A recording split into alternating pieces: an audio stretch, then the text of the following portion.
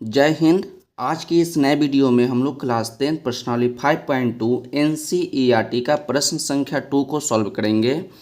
प्रश्न संख्या 2 में आपका दो प्रश्न दिया गया है, जिसमें से पहला प्रश्न आपका है कि एपी 10,7,4 डॉट डॉट का 30वां पद ज्ञात कीजिए। तो प्रश्न संख्या 1 को सॉल्व करेंगे और इसमें जो भी आंसर आएगा उसमें हम लोग टिक कर देंगे। इसमें 4 ऑप्शन दिया गया है। और 2 नंबर प्रश्न आप देख रहे हैं कि ए पी -3, -1/2, 2 डॉट डॉट का 11वां पद ज्ञात कीजिए। इसको भी हम लोग सॉल्व करेंगे और इसमें से जो भी आंसर होगा उसमें हम लोग टिक कर देंगे। तो ये दोनों प्रश्नों को हम लोग बहुत ही अच्छे तरीक़ा से सॉल्व करेंगे, बहुत ही डीपली सॉल्व करेंगे। तो आप वीडियो को अंत तक जरूर देखिएगा। वीडियो अच्छा लगेगा तो वीडियो को लाइक कर दीजिएगा और चैनल को सब्सक्राइब कर दीजिएगा। चलिए हम लोग सबसे पहले प्रश्न संख्या 1 को सॉल्व करते हैं। तो प्रश्न संख्या 1 हम लोग यहाँ पर लिख लिए कि ए पी 10,7,4 डॉट डॉट का 30वां पद ज्ञात कीजिए। तो सबसे पहले जो ए पी दिया गया है उसको लिख लीजिए। तो हम लोग यहाँ लिखे हैं दिया है, और जो आपको ए पी दिया है उसको लिख लीजिए। तो ए पी आपका है कि 10,7,4 डॉट डॉट। तो लिख देते हैं 10,7,4 डॉट डॉट। और उसके बाद आप याद रखिएगा कि आपका एपी हो गया, ये आपका एपी का प्रथम पद हो गया, ये आपका एपी का प्रथम पद हो गया। तो इसको हम लोग लिखेंगे प्रथम पद। और प्रथम पद को आप हमेशा याद रखिएगा कि प्रथम पद को हम लोग A1 से दिखाएंगे। प्रथम पद को हम लोग ए से भी दिखा सकते हैं या प्रथम पद को हम लोग A1 से भी दिखा सकते हैं, इसमें कोई दिक्कत नहीं। तो A1 का मान आपका 10 हो गया। उसके बाद हम लोग सार्वअंतर निकालते हैं। हम लोग क्या निकालते हैं? सार्वअंतर। तो यहाँ लिखेंगे सार्वअंतर। सार्वअंतर लिखिए और आप याद रखिए कि सार्वअंतर के हम लोग डी से सूचित करते हैं। सार्वअंतर को हम लोग डी से सूचित करते हैं। और डी निकालने का तरीका होता है कि बाद वाला माइनस पहले वाला।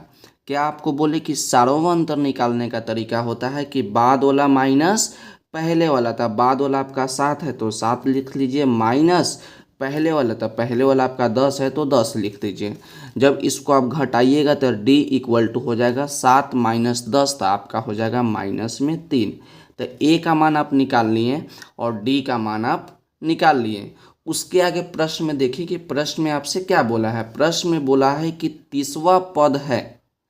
30वां पद है तो आप याद रखिएगा हमेशा कि कहीं भी यदि वा लग गया, जैसे 20वां पद, 21वां पद, 15वां पद या 30वां पद, तो जहाँ भी वा लग गया तो आप याद रखिएगा कि वह आपका n का मान होगा। जिसमें वा लग गया और जो मान दिया रहेगा वो मान आपका n का मान होगा। तो n का मान कितना हो गया? तो n का मान आपका 30 हो गया। और n आपका क्या है? तो n आपका पदों की संख्या है। n आपका क्या है? तो n आपका पदों की संख्या है। तो आपको क्या ज्ञात करना है? आपको ज्ञात करना है कि 30वां पद क्या होगा। तो जब भी आपको पद निकालने के लिए बोलेगा तो एक फार्मूला आप याद रखिएगा। हम नीचे फार्मूला को लिख देते हैं, आप इसको याद रखिएगा। तो पद निकालने का फार्मूला जो होता है कि an बराबर a plus n-1 into D. ये आपका पद निकालने का फार्मूला है। जब भी बोलेगा कि 20वां पद निकालिए, 15वां पद निकालिए या कुछ भी बोले 11वां पद निकालिए, तो जब भी पद निकालने के लिए बोलेगा तो हम लोग ये वाला फार्मूला का उपयोग करेंगे। an बराबर a plus n-1 into D.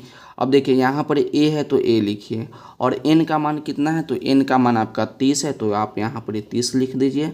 और यहाँ पर हम लोग a का मान निकाले हैं तो a का मान आपका 10 है तो यहाँ पर 10 लिखिए।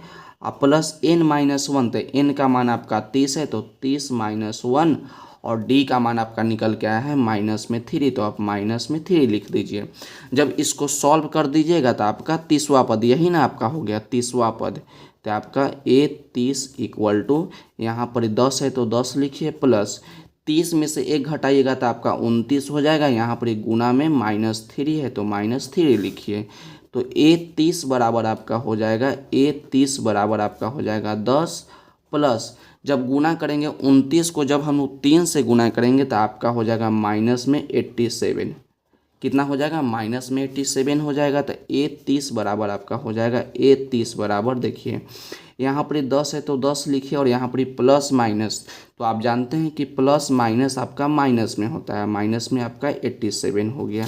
तो A30 बराबर आपका कितना हो जाएगा, A30 बराबर होगा, इसको घटा दीजिएगा तो -77 आ गया। तो A30 का क्या मतलब है कि 30वां पद, तो 30वां पद कितना आ गया, तो 30वां पद आपका -77 आ गया। तो नीचे हम लोग लिख देंगे कि AP का 30वां पद है, तो लिखेंगे AP का 30वां पद, AP का 30वां पद कितना है, -77 है। लेकिन यहाँ पर ही तो आपका ऑप्शन दिया गया था कि कौन सा ऑप्शन होगा, तो आप देख लीजिए कि आपका कौन सा ऑप्शन होगा। तो यहाँ पर ही आपका ऑप्शन हो जाएगा ऑप्शन नंबर, आपका माइनस में 77 है, तो ऑप्शन नंबर आपका हो जाएगा C। तो नीचे हम लोग लिख देते हैं कि ऑप्शन नंबर C, आप इतना भी लिख सकते हैं और आप यहाँ पर C भी इस प्रकार से लिख सकते हैं। तो यही आपका प्रश्न नंबर 1 जो है कंप्लीट होता है। तो इसको एक बार देखिए और इसका स्क्रीनशॉट लीजिए ताकि आप अच्छे तरीक़ा से इसको याद रख सकें। आपका पहला भाग हो जाएगा और नीचे आपका दूसरा भाग हो जाएगा। अब हम लोग प्रश्न संख्या 2 को सॉल्व करेंगे। प्रश्न संख्या 2 आपका है कि AP -3, -1/2, 2 डॉट डॉट का 11वां पद ज्ञात कीजिए। और इसमें भी हम लोग क्या किए, सबसे पहले लिख लिए दिया है और उसके बाद जो आपको AP दिया गया था उसको लिखेंगे। और उसके बाद हम लोग क्या करते हैं, सबसे पहले हम लोग प्रथम पद लिखते हैं, तो ये आपका प्रथम पद हो जाएगा।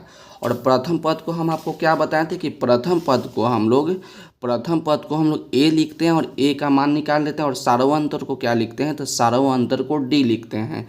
आप हमेशा याद रखिएगा कि प्रथम पद को A भी लिखते हैं या A1 भी लिखते हैं, और सार्वअंतर को हम लोग D लिखते हैं। चलिए इतना आप अच्छे तरीक़ा से याद रखिएगा। तो आपका -3 क्या हो जाएगा, -3 आपका प्रथम पद हो जाएगा, और प्रथम पद को हम लोग A से लिखते हैं, तो A का मान आपका हो जाएगा -3। और उसके बाद हम लोग निकालते हैं सार्वअंतर, और सार्वअंतर निकालने का तरीका जो होता है, और सार्वअंतर को D लिखते हैं। और सार्वअंतर निकालने का तरीका क्या होता है कि बाद वाला माइनस पहले वाला, क्या होता है बुआ, बाद वाला माइनस पहले वाला। तो देखिए आप ये दोनों में लिख लीजिएगा, तो बाद वाला E हो जाएगा, पहले वाला E हो जाएगा। यदि आपको मन है कि ये दोनों में लेंगे तो बाद वाला E हो जाएगा, पहले वाला E हो जाएगा, तो आप किसी दो में ले सकते हैं। तो हम ले लेते हैं बाद वाला माइनस पहले वाला, तो बाद वाला आपका है -1/2, तो बाद वाला माइनस पहले वाला, तो पहले वाला आपका -3 है, तो -3 ले लीजिए। तो इसको आप सॉल्व थोड़ा सा कर लीजिए, तो D = हो जाएगा -1/2, माइनस माइनस प्लस हो जाएगा 3, और 3 के नीचे कुछ नहीं तो 1। जब 1 और 2 का एलसीएम लीजिएगा तो आपका 2 हो जाएगा। 2 के टेबल में 2 एक बार में, तो 1 से गुना कीजिएगा तो -1, और प्लस 1 के टेबल में 2 2 बार में, तो 2 से ऊपर मल्टीप्लाई कीजिएगा तो आपका हो जाएगा 6। अब इसको घटा दीजिए, तो माइनस में 1 प्लस में 6, तो आपका प्लस में 5 हो जाएगा, नीचे आपका 2 है। तो D का मान कितना निकल गया, तो D का मान आपका निकल गया 5/2। तो यहाँ पर ही हम लोग A का मान -3 और D का मान आप लोग 5/2 निकाल लिए। और उसके बाद हम लोग अब प्रश्न में देखेंगे। प्रश्न में बोला है कि 11वां पद, तो हम आपको बताएं ना कि जहाँ भी आपका वा लग गया, वो आपका n का मान होगा। तो n का मान कितना हो गया, तो n का मान आपका 11 हो गया। और ये भी याद रखिए कि n आपका जो होता है पदों की संख्या होता है। n क्या होता है, तो n आपका पदों की संख्या होता है। और पद की संख्या निकालने के लिए हम आपको तुरंत एक फार्मूला बताए थे, जो कि फार्मूला आपको हमेशा याद रखना होगा कि पद निकालने के लिए हम लोग an का फार्मूला यूज करते हैं। तो an बराबर होता है a + n-1 × D। इस फार्मूला को आप हमेशा अच्छे तरीक़ा से याद रखिएगा।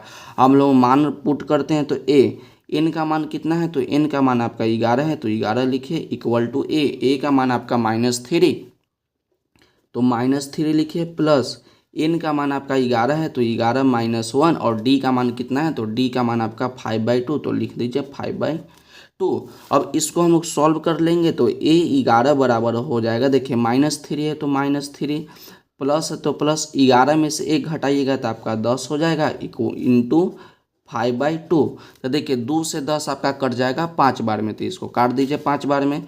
तो A11 बराबर आपका हो जाएगा -3, और प्लस 5 को 5 से गुना करेंगे तो आपका 25 हो जाएगा। तो A11 बराबर आपका हो जाएगा -3 प्लस में 25। तो जब इसको घटाइएगा तो आपका आ जाएगा प्लस में 22। तो 11वां पद कितना निकल गया, तो 11वां पद आपका हो गया प्लस में 22। तो नीचे हम लोग लिखेंगे कि एपी का 11वां पद कितना है, तो 11वां पद आपका 22 है। प्रश्न में आपका यही ना बोला था, प्रश्न में क्या बोला था कि इतना इतना इतना का 11वां पद है। तो 11वां पद है मतलब कि कौन सा है, इसमें आपका ऑप्शन भी दिया था। ए नंबर ऑप्शन आपका था प्लस में 28, बी नंबर ऑप्शन आपका था 22, सी नंबर ऑप्शन था -38 और डी नंबर ऑप्शन आपका था -48 1/2। तो आपका आंसर आया 22। तो ऑप्शन नंबर बी जो होगा आपका सही होगा। तो नीचे हम लोग देख सकते हैं कि आपका आंसर जो है 22 आया है और 22 जो है ऑप्शन नंबर बी में है। तो बी ऑप्शन नंबर आपका जो होगा सही होगा। तो यहीं पर ही आपका प्रश्न संख्या 2 भी जो होता है कंप्लीट होता है। इसको आप देख लीजिए और इसका भी स्क्रीनशॉट ले लीजिए ताकि बाद में आप इसको अच्छे तरीक़ा से नोट कर सकते हैं। तो आज के वीडियो के लिए बस इतना ही, मिलते हैं अगले वीडियो में। यदि वीडियो अच्छा लगा हो तो वीडियो को लाइक कर दीजिएगा और चैनल को सब्सक्राइब भी कर दीजिएगा।